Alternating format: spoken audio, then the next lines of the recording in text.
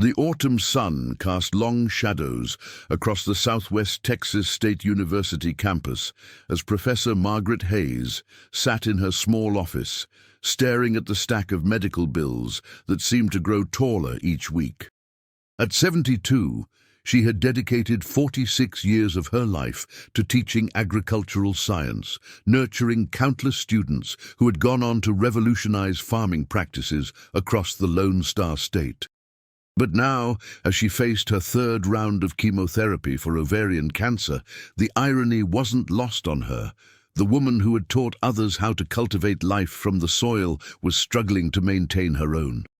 The Texas afternoon heat filtered through her office window, illuminating dust motes that danced in the air like tiny spirits. Margaret's weathered hands trembled slightly as she opened another envelope from MD Anderson Cancer Center. The amount due made her stomach clench, $47,000. Even with her insurance, the copays and specialized treatments were bleeding her dry. Her Texas Teacher Retirement System pension, which had seemed adequate when she first retired 5 years ago, now felt like a cruel joke in the face of her mounting medical expenses. A gentle knock on her door interrupted her thoughts. "Come in," she called, quickly shuffling the bills into a drawer. Dr. James Rodriguez, the current head of the Agricultural Sciences Department, entered with his characteristic warm smile. At 45, he had been Margaret's star pupil 2 decades earlier, and their relationship had evolved from teacher-student to colleagues to dear friends. His presence always brought a sense of calm to Margaret's increasingly turbulent world. "How are you feeling today, Professor Hayes?" he asked, settling into the worn leather chair across from her desk. Despite her retirement, everyone on campus still called her Professor Hayes, a title that carried respect and affection built over nearly half a century. "Oh, you know," Margaret replied with a weary smile that didn't quite reach her eyes. "Some days are better than others. The chemo has been challenging." James studied her face with concern. Margaret had always been a pillar of strength, the kind of person who could calm a panicked student with a single look or inspire a struggling farmer to try new techniques. But today, he noticed the deep lines around her eyes, the way her once vibrant auburn hair had thinned and grayed, the slight tremor in her hands that she tried to hide. "I've been thinking about our conversation last week," James said carefully. "About your situation with the medical bills." Margaret's face flushed slightly. She had reluctantly confided in James about her financial struggles after he had noticed her skipping lunch repeatedly and looking increasingly frail. The proud woman who had never asked for help in her life was finding it difficult to navigate this new reality. "James, I told you, I don't want to be a burden to anyone. I've managed on my own for 7 decades and I'll figure this out too." "But you don't have to do this alone," James insisted, leaning forward. "You've given so much to this university, to this community. You've shaped the careers of hundreds of students, including mine. You taught me that agriculture isn't just about crops and livestock. It's about nurturing life, building communities, and taking care of each other." Margaret's eyes began to water, but she blinked back the tears. "I appreciate your concern, really I do. But I can't accept charity. It's not who I am. This isn't charity, Margaret. This is family taking care of family, and whether you like it or not, you're family to a lot of people." The weight of her situation pressed down on Margaret like a heavy blanket. The medical bills weren't just numbers on paper. They represented sleepless nights, skipped meals, and the constant worry that gnawed at her spirit. Her TRS pension, which provided $2,147 per month, had to cover her mortgage, utilities, groceries, and now astronomical medical costs. She had already sold her late husband's vintage truck and was considering selling their small ranch house, the place where she and Robert had built their life together. "I keep thinking about Robert," Margaret said quietly, her voice barely above a whisper. "He always said we'd be fine, that the pension would be enough, but he never imagined this." Robert Hayes had been Margaret's husband for 38 years before a heart attack claimed him 3 years earlier. They had planned their retirement together, dreaming of traveling to agricultural conferences around the world, maybe visiting the sustainable farms in New Zealand they had read about. Instead, Margaret found herself facing the most difficult battle of her life alone. "Tell me about the latest prognosis," James asked gently. Margaret sighed deeply. "Dr. Peterson says the tumors are responding to treatment, but slowly. I need at least 6 more months of chemotherapy, maybe longer, and then there's the possibility of surgery." She paused, her hands fidgeting with a pen on her desk. "Each treatment costs $8,000, and that's just the chemo. The scans, the lab work, the consultations, it all adds up." The room fell silent, except for the distant sound of students walking across the campus quad. Through her window, Margaret could see the experimental agricultural plots where she had conducted research for decades, where she had taught students the delicate balance of soil chemistry and plant biology. Those fields held 46 years of her life's work. "I've been thinking about taking out a reverse mortgage on the house," Margaret continued. "It would give me the money I need for treatment, but you'd lose the home you and Robert built together." James finished. Margaret nodded, unable to speak. James reached across the desk and gently took her hand. "There might be another way. Give me some time to think about it, okay?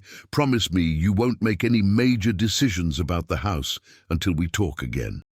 "James, I don't want you to worry about this. You have your own family to think about." "You are family, Margaret. You're family to me, to Maria, to countless students whose lives you've touched. Sometimes family means letting people help you, even when it's hard." After James left, Margaret sat alone in her office as the shadows grew longer. She pulled out a framed photograph from her desk drawer, a picture of her and Robert taken at their 35th wedding anniversary party, surrounded by former students who had become successful farmers, researchers, and agricultural leaders. In the photo, she looked radiant, her face glowing with the satisfaction of a life well lived and meaningful work accomplished. Now, facing an uncertain future, Margaret wondered if she had the strength to keep fighting. The cancer was one battle, but the financial stress was another enemy entirely, one that threatened to rob her of her dignity and independence. She opened her laptop and began typing an email to her former student, Dr. Sarah Chen, who now ran a sustainable farming operation in California. Sarah had been struggling with organic certification when she was Margaret's student, and Margaret had spent countless hours helping her understand the complex regulations and scientific principles involved. "Dear Sarah," she typed, then stopped. What was she supposed to say? That her former professor, the woman who had taught her to never give up, was now drowning in medical bills? That the person who had always been a source of strength was crumbling under the weight of circumstances beyond her control? Margaret deleted the email and closed her laptop. Some battles, she thought, you have to fight alone. But as she gathered her things to leave for the day, Margaret didn't notice the figure watching from the hallway, Dr. Rodriguez, who had returned to check on her. He had seen the bills on her desk before she hastily shoved them into the drawer, and he had made a decision that would change everything. The next morning would bring new challenges, but it would also bring the beginning of something extraordinary, a testament to the power of human connection and the lasting impact of a life dedicated to nurturing others. Dr. James Rodriguez couldn't sleep. For 3 hours, he had tossed and turned in his bed while his wife Maria slept peacefully beside him, her dark hair spread across the pillow like a silk curtain. The image of Margaret Hayes, proud, dignified, and struggling, kept replaying in his mind. He remembered his first day in her introduction to soil science class 23 years ago, when he was a nervous 19-year-old kid from San Antonio who wasn't sure if he belonged at a university. Margaret had a way of making every student feel seen and valued. She didn't just teach agricultural science, she taught life lessons wrapped in discussions about crop rotation and soil pH. Plants and people aren't so different, she would say, her voice carrying the wisdom of someone who had spent decades observing both. They both need the right conditions to thrive, and sometimes that means adjusting the environment around them. At 2:47 a.m., James gave up on sleep and quietly made his way to his home office. The small room was filled with agricultural journals, research papers, and photos from various farming conferences. But tonight, his attention was focused on his laptop screen and a bold idea that had been forming in his mind since leaving Margaret's office. He opened his email and began typing. Subject: A debt of gratitude. Professor Margaret Hayes, dear fellow alumni and colleagues. I hope this message finds you well. I'm writing to you about someone who has profoundly impacted all of our lives. Professor Margaret Hayes. As many of you know, Professor Hayes dedicated 46 years of her life to Southwest Texas State University, teaching agricultural science and mentoring thousands of students. She didn't just teach us about farming. She taught us about integrity, perseverance, and the importance of giving back to our communities. Today, Professor Hayes is facing a battle that her Texas teacher retirement system pension cannot support alone. She is courageously fighting ovarian cancer, but the medical bills are overwhelming. The woman who taught us to nurture life is struggling to maintain her own. I'm reaching out because I believe we have an opportunity to give back to someone who gave us so much. Professor Hayes would never ask for help. It's not in her nature, but perhaps it's time we showed her the same care and dedication she showed us. I'm proposing we come together to support our beloved professor during this difficult time. If you're interested in contributing to a fund to help with her medical expenses, please respond to this email. Every dollar will go directly to her treatment costs. Professor Hayes taught us that agriculture is about community, about people taking care of each other. Now it's our turn to take care of her. With gratitude and respect, Dr. James Rodriguez, Head of Agricultural Sciences Department, Southwest Texas State University. James stared at the email for a long moment, his finger hovering over the send button. He thought about Margaret's pride, her fierce independence, and how she might react to knowing he was asking for help on her behalf. But then he remembered her trembling hands, the fear in her eyes when she talked about the medical bills, and the way she had mentioned selling the house she and Robert had built together.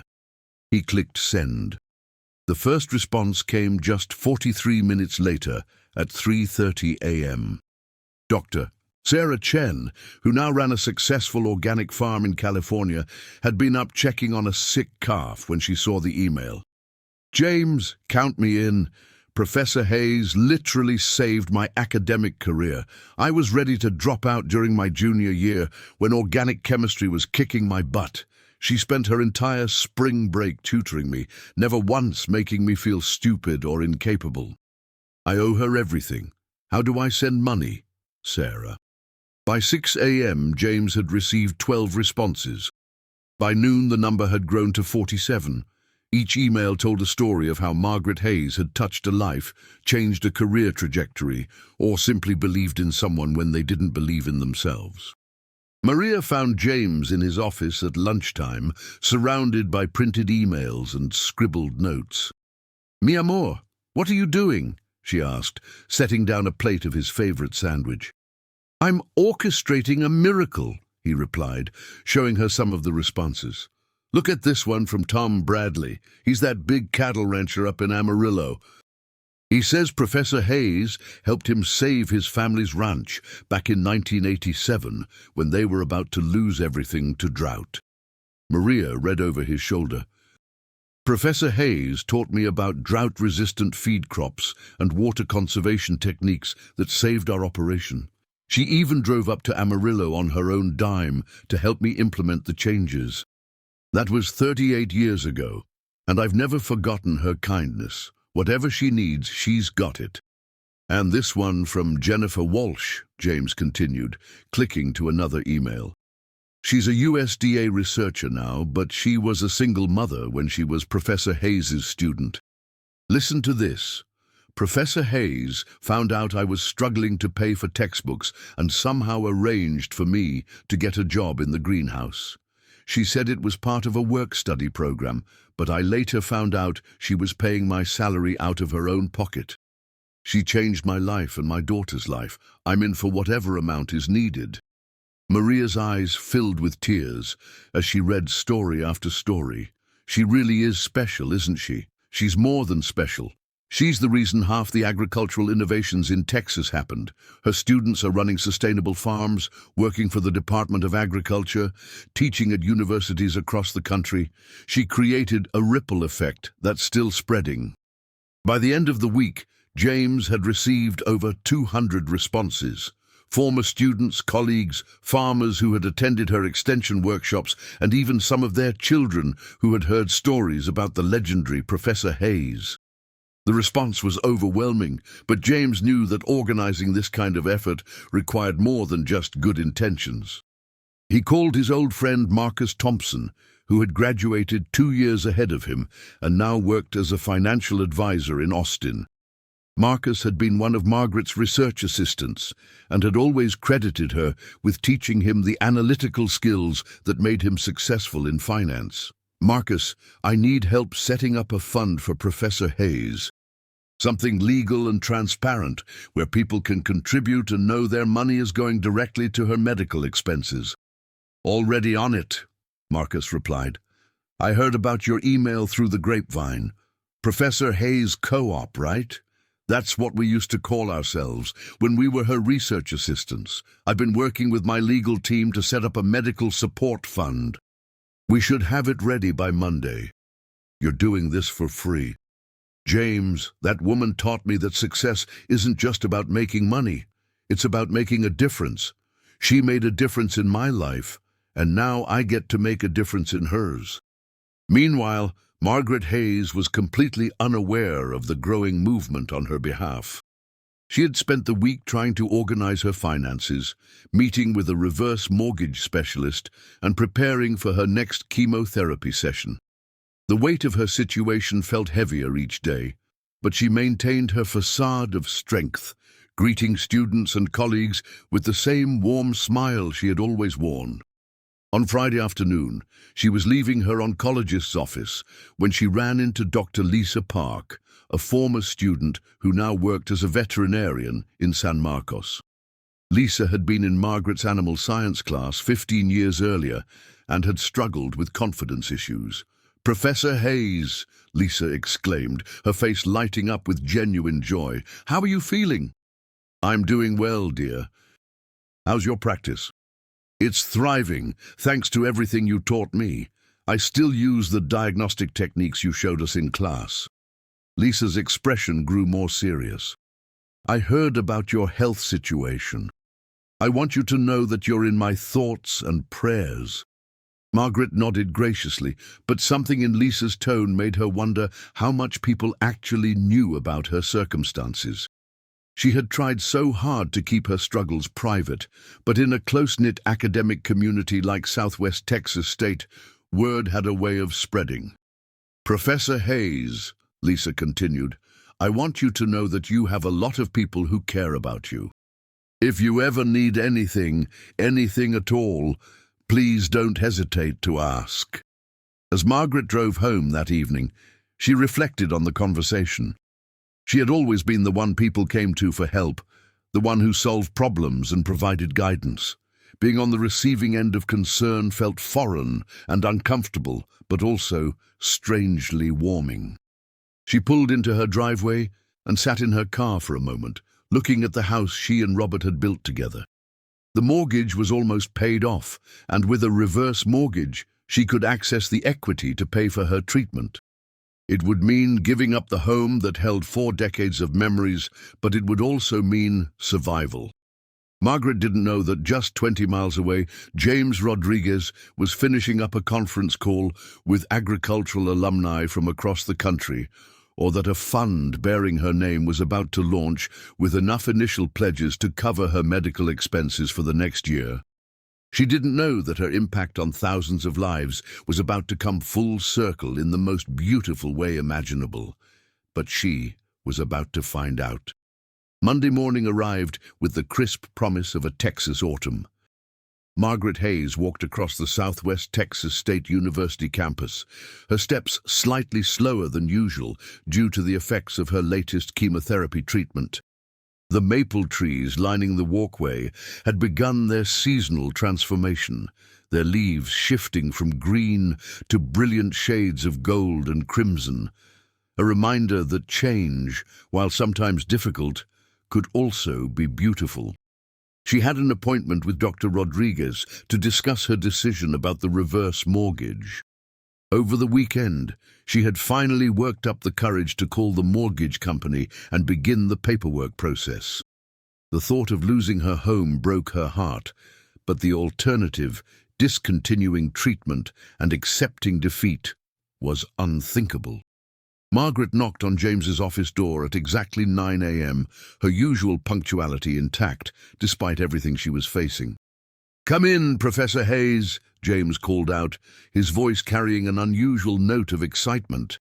As Margaret entered the office, she was surprised to find it wasn't empty. Dr. Sarah Chen sat in one of the chairs, her familiar smile bringing back memories of late-night study sessions and research project consultations. Next to her sat Marcus Thompson, looking professional in his business suit, and Dr. Lisa Park, who had apparently driven down from San Marcos that morning. "What's all this?" Margaret asked, confusion evident in her voice. "Please sit down," James said, gesturing to the chair at the center of the semicircle. "We have something we need to discuss with you." Margaret's first instinct was to leave. She had always been intensely private about her personal struggles, and the idea of being the center of attention in what felt like an intervention made her uncomfortable. But the warm, expectant faces of her former students kept her rooted in place. "Margaret," Sarah began, her voice gentle but firm. "We know about your medical situation and the financial stress you're facing." Margaret's face flushed with embarrassment. "I don't know what you've heard, but I'm managing just fine. I don't need anyone's pity or—" "This isn't pity," Marcus interrupted respectfully. "This is gratitude. This is a debt we've been wanting to pay for years." James leaned forward in his chair. "Professor Hayes, do you remember what you taught us about symbiosis in agricultural systems? How different plants and organisms support each other in ways that benefit the entire ecosystem?" "Of course," Margaret replied, still wary but curious about where this was leading. "You taught us that healthy agricultural communities don't just extract resources. They give back to the system that sustains them.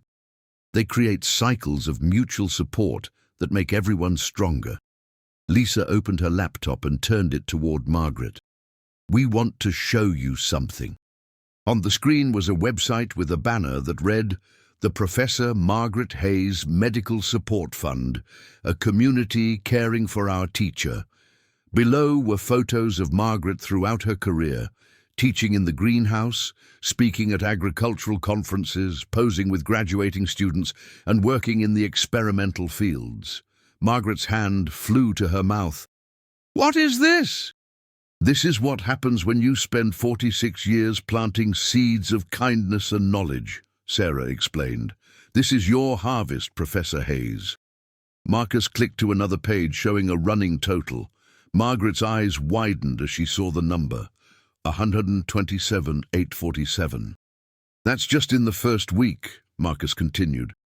"We've had contributions from 347 people so far, former students, colleagues, farmers who attended your extension workshops, even some of their children who heard stories about you." I don't understand," Margaret whispered, tears beginning to form in her eyes. James pulled out a thick folder of printed emails. "These are messages from people whose lives you've touched. Would you like to hear some of them?" Without waiting for an answer, he began reading from Roberto Sanchez, class of 1989. Professor Hayes didn't just teach me about crop science. She taught me about dignity. When I was struggling with English as a second language, she spent hours helping me understand complex concepts. She never made me feel stupid or less capable. Today, I run a successful agricultural consulting business, and I employ 12 people. That all started in Professor Hayes's classroom. Margaret's tears were flowing freely now. James continued, from Amanda Foster, class of 2003. I was a city girl who had never been on a farm when I started Professor Hayes' program. She saw something in me that I didn't see in myself. She convinced me to apply for an internship at the USDA, wrote recommendation letters, and even drove me to Austin for my interview. I'm now the state coordinator for sustainable agriculture programs. Professor Hayes changed the trajectory of my entire life. Please stop, Margaret managed to say through her tears, from Dr. Michael Rodriguez, no relation to James, class of 1995. Professor Hayes saved my family's farm. We were facing bankruptcy due to soil degradation, and she personally came out to our ranch to help us implement conservation practices. She didn't charge us a dime, and she worked with us for 2 years to turn things around. Our farm is now a model for sustainable agriculture in South Texas. My children are the 4th generation to work our land, and it's because of Professor Hayes. Sarah reached over and took Margaret's hand. There are hundreds more stories like these. You didn't just teach us about agriculture. You taught us about humanity, about caring for others, about using our knowledge to make the world better. Lisa opened another page on the laptop. Look at this map. These are pins showing where your former students are now working. You have people in agricultural research facilities, running sustainable farms, working for the Department of Agriculture, teaching at universities across the country. You created a network of knowledge and compassion that spans the entire continent. Margaret looked at the map, seeing pins scattered across the United States and even some international locations. Each pin represented a life she had touched, a career she had influenced, a person she had helped along their journey. The money will cover all of your medical expenses, Marcus explained. We've set up a trust that will pay your treatment costs directly to the medical providers. But more than that, we want you to know that you're not alone in this fight. I can't accept this, Margaret said, though her voice lacked conviction. It's too much. I've never asked for charity. This isn't charity, James said firmly. This is an investment return. You invested in us, in our futures, in our ability to make a difference in the world. Now we're simply returning some of that investment to you. Sarah leaned forward. Professor Hayes, you taught us that agriculture is about community. You said that the strongest crops grow when they're supported by healthy soil and surrounded by beneficial plants. You are our soil. You are the foundation that allowed us to grow. Now it's time for us to support you. Besides, Lisa added with a smile, we're not done yet. Dr. Rodriguez has been in contact with agricultural programs at universities across the country. There's going to be a symposium in your honor next spring.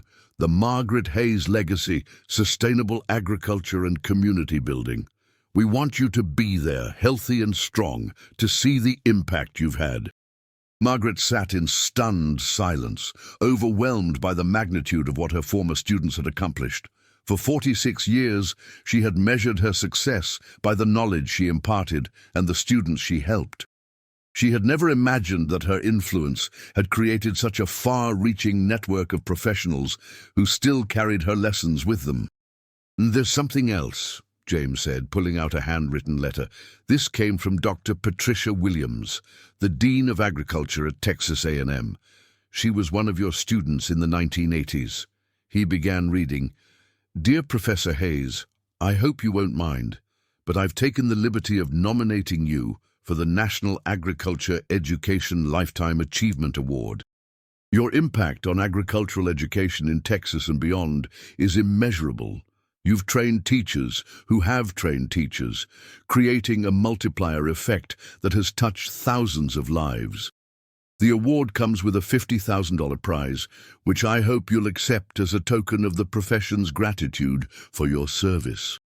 Margaret was crying openly now, not from sadness or despair, but from a profound sense of being overwhelmed by love and gratitude. For months, she had felt isolated and alone in her battle with cancer. She had been so focused on her physical and financial struggles that she had forgotten the incredible community she had built over her career. "I don't know what to say," she whispered. "You don't have to say anything," Sarah replied. "Just promise us you'll fight this disease with everything you've got. We need you to get better. We need you to see the symposium, to receive your award, to know that your life's work has mattered." Marcus handed her a tissue and a folder. "These are the legal documents for the trust fund. Everything is set up so that your medical expenses will be paid directly. You don't have to worry about money anymore. You can focus on getting well. And," Lisa added, "you can keep your house. In fact, we were thinking that maybe you'd like to set up a small scholarship fund for students who are struggling financially. We know how much you've helped students over the years, often out of your own pocket." Margaret looked around the room at these remarkable individuals who had once been her students and were now successful professionals in their own right. Each had taken the lessons she taught and built upon them, creating careers that made a difference in the world. "You know," she said finally, her voice stronger than it had been in months, "Robert always said that the best teachers are the ones who become students of their students.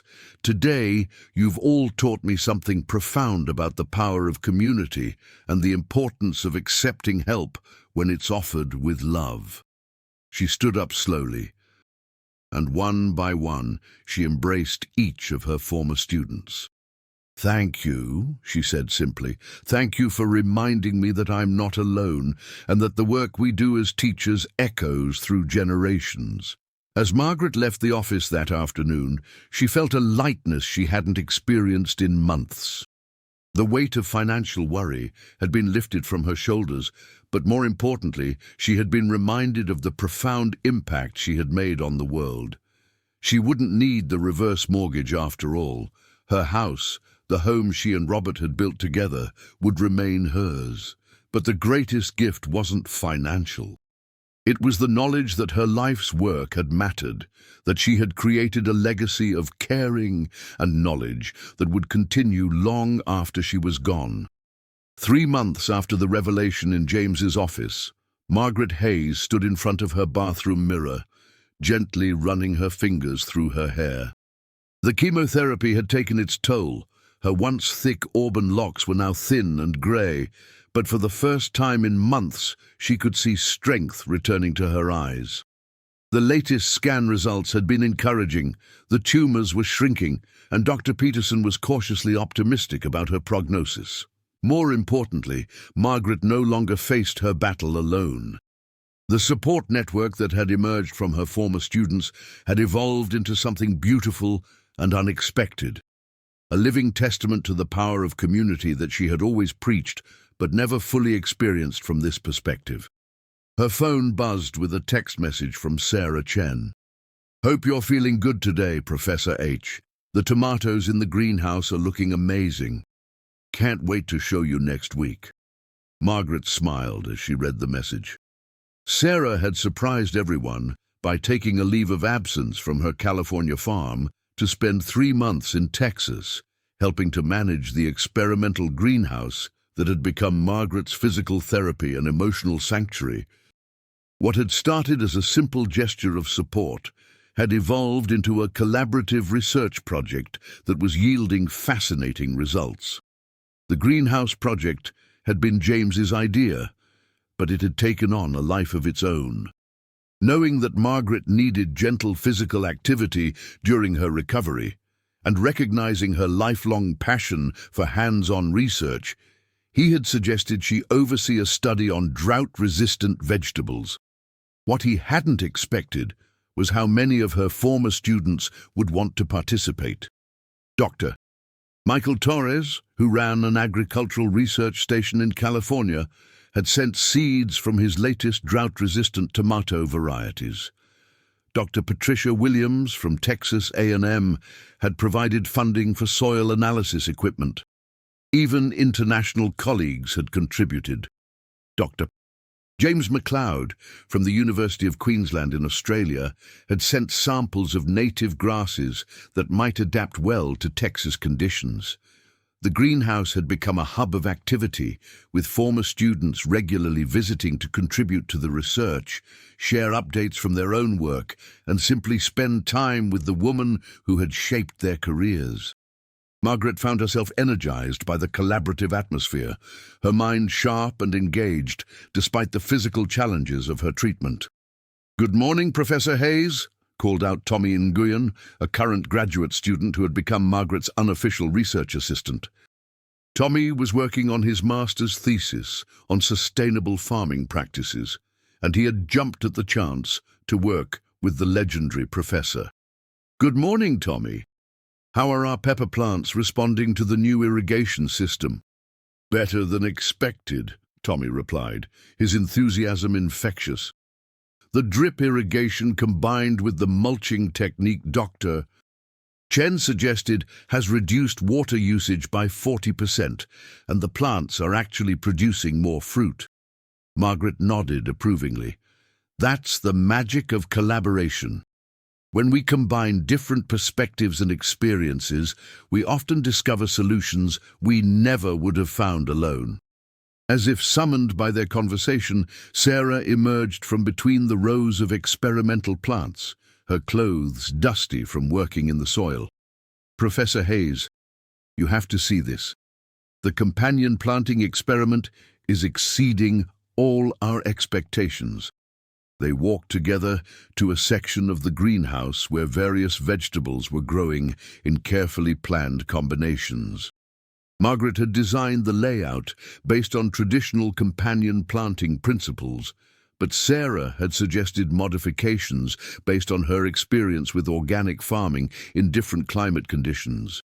"The basil is not only repelling pests from the tomatoes," Sarah explained, "but it's also improving the soil nitrogen levels in ways we didn't anticipate. I think we might have stumbled onto something that could revolutionize small-scale farming in water-scarce regions." Margaret's eyes lit up with the same excitement she had felt as a young researcher 4 decades earlier. "Have you documented the soil chemistry changes?" "Every week," Tommy interjected, pulling out a tablet with detailed charts and graphs. "Dr. Thompson suggested we track everything meticulously so we can publish the results." Marcus Thompson had become an unexpected but valuable part of the greenhouse project. His financial background had proven useful in analyzing the economic implications of their research, and he had volunteered to help them navigate the academic publishing process. "Speaking of publishing," Sarah said, "I have some news. The Journal of Sustainable Agriculture wants to feature our preliminary findings in their next issue. They're calling it the Hayes Method, Community-Based Agricultural Innovation." Margaret felt a surge of pride mixed with humility. For 46 years, she had encouraged her students to think beyond traditional boundaries, to see connections between different aspects of agriculture and life. Now, in what was supposed to be her retirement, she was seeing those principles applied in ways she had never imagined.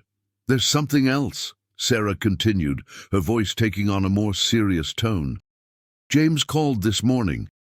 The National Agriculture Education Lifetime Achievement Award ceremony has been scheduled for next month. They want to hold it here, on campus, so you don't have to travel." Margaret's throat tightened with emotion. The award had been a distant honor when it was first announced, something that felt surreal and overwhelming. But now, surrounded by the ongoing work and the community that had formed around her, It felt like a natural celebration of everything they had accomplished together. "Will you all be there?" she asked. "Try to keep us away," Sarah replied with a grin. "Dr. Rodriguez has been in contact with agricultural programs across the country.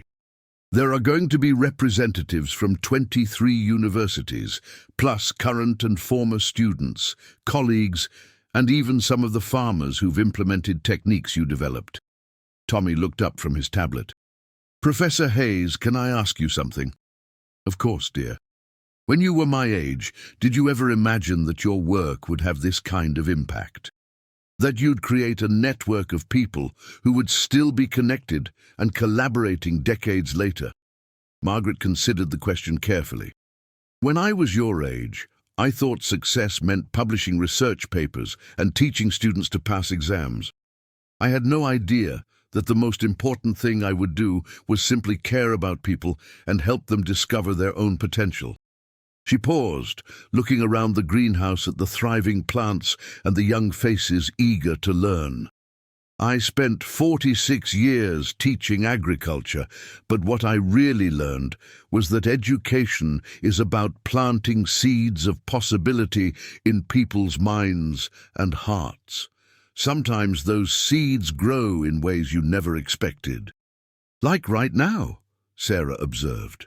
"You're fighting cancer, but you're also conducting some of the most innovative research of your career. You're surrounded by people who love you, and you're still teaching and inspiring." Margaret nodded, feeling the truth of Sarah's words. "I spent so many months feeling like I was fighting alone, like I was facing the end of my story. But what I discovered is that when you've spent your life connecting with others, you're never really alone, and endings can also be beginnings." Her phone rang, and she saw James's name on the screen. "Excuse me for a moment," she said, stepping away to answer. "Margaret, I hope you're sitting down," James said, his voice barely containing his excitement. "I'm standing in the greenhouse, actually. What's going on?" "I just got off the phone with the producers of American Success Stories. They want to do a feature on you and the support network. They're calling it The Professor Who Taught a Generation to Care." Margaret felt a moment of panic. "James, I don't think I'm ready for that kind of attention." "It's not about attention, Margaret. It's about inspiration. They want to show how one person's dedication to teaching and caring for others can create ripple effects that last for generations. They want to film some of the greenhouse research, interview some of your former students, and show how your community came together to support you." Margaret looked around the greenhouse at Sarah and Tommy, who were now deep in conversation about soil pH levels and plant nutrition. She thought about the hundreds of emails she had received from former students, the scholarship fund that had been established in her name, and the ongoing research that was bringing new solutions to agricultural challenges. "All right," she said finally. "But only if they understand that this story isn't just about me. It's about what happens when people choose to care for each other, to invest in relationships, and to build communities that last." "I think that's exactly the story they want to tell," James replied. "The filming is scheduled for next week, right before the award ceremony." "Margaret, I want you to know how proud we all are of you. Not just for fighting this disease with such grace, but for showing us what it means to be part of something bigger than ourselves." After the call ended, Margaret stood quietly for a moment, watching Sarah and Tommy work together with the same collaborative spirit she had tried to foster in all her students. The afternoon sun slanted through the greenhouse windows, casting patterns of light and shadow across the experimental plots. "Professor Hayes," Tommy called out, "Dr. Chen wants to show you something interesting about the pepper yields." Margaret walked over to join them, her steps steadier than they had been in months. The chemotherapy was working, but more than that, she felt strengthened by purpose and community. She had learned something profound during these difficult months, that the relationships we build and the care we show for others create a foundation of support that can sustain us through the darkest times. As she bent to examine the peppers with Sarah and Tommy, Margaret realized that her cancer journey had taught her former students something just as valuable as any agricultural technique. It had shown them how to transform gratitude into action, how to build networks of mutual support, and how to ensure that the people who matter to us never face their battles alone. The greenhouse hummed with quiet activity, the sound of growth and discovery, of community and hope.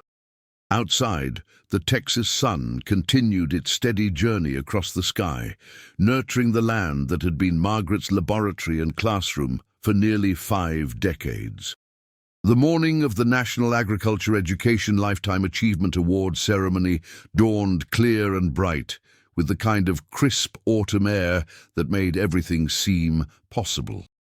Margaret Hayes stood in her bedroom, adjusting the simple but elegant navy blue dress that Sarah had helped her choose for the occasion. Her hair, though still thin from chemotherapy, had been styled beautifully by Lisa Park, who had insisted on driving down from San Marcos to help Margaret prepare for what everyone was calling her day.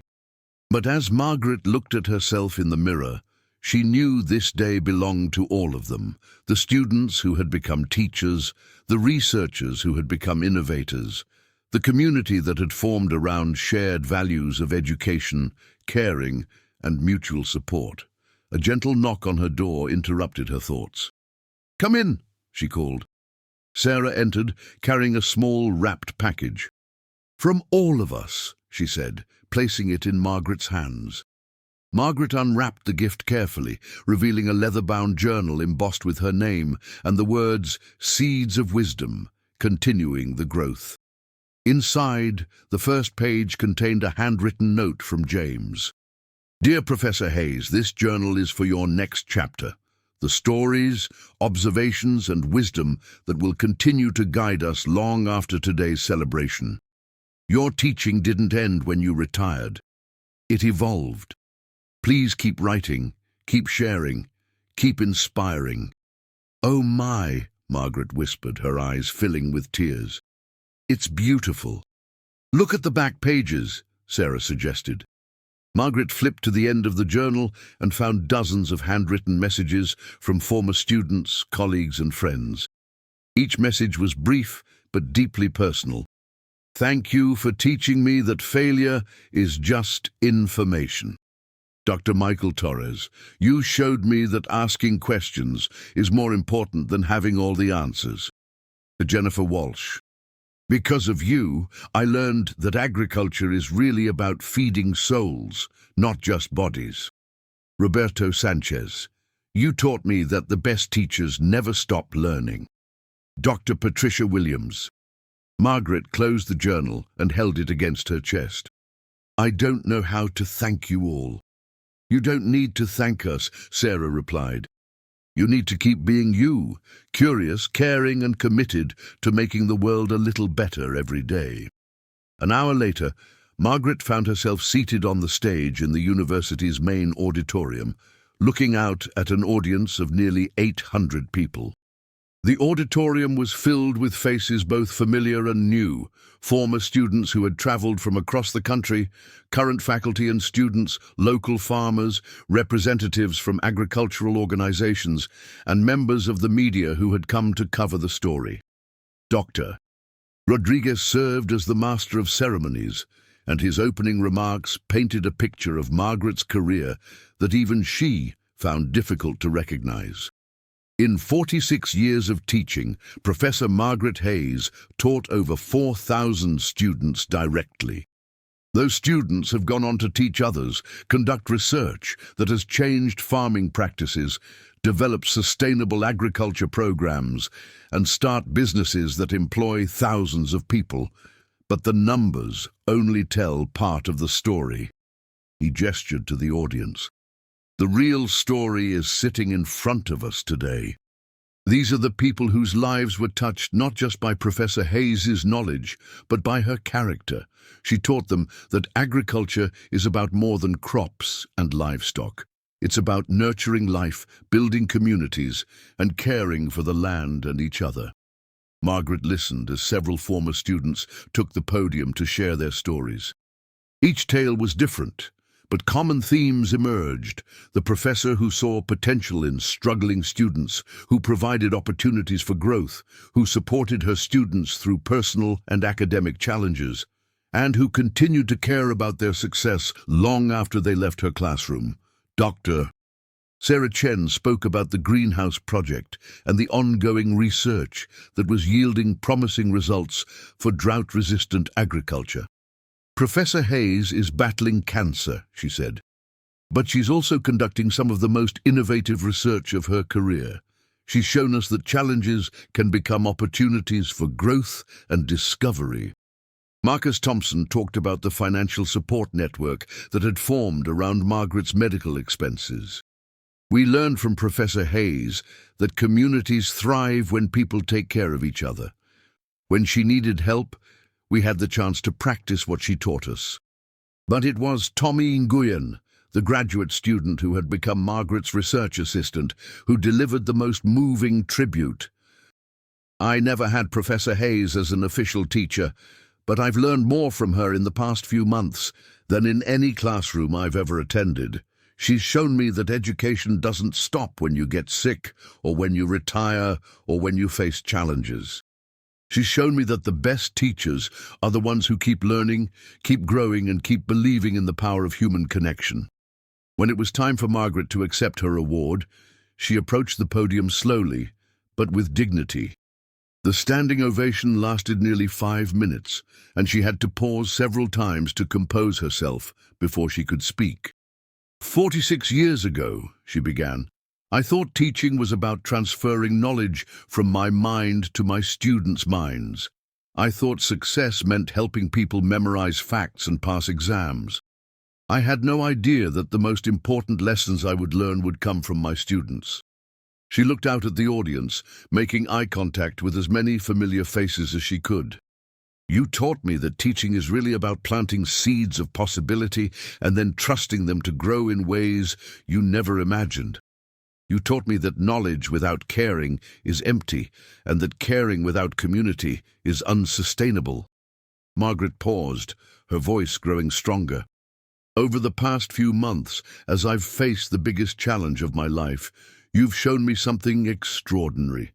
You've shown me that when we invest in people, when we see their potential, support their growth, and believe in their ability to make a difference, we create something that transcends individual achievement. We create a living network of purpose and care that can sustain us through anything. She held up the Crystal Award, its facets catching the auditorium lights.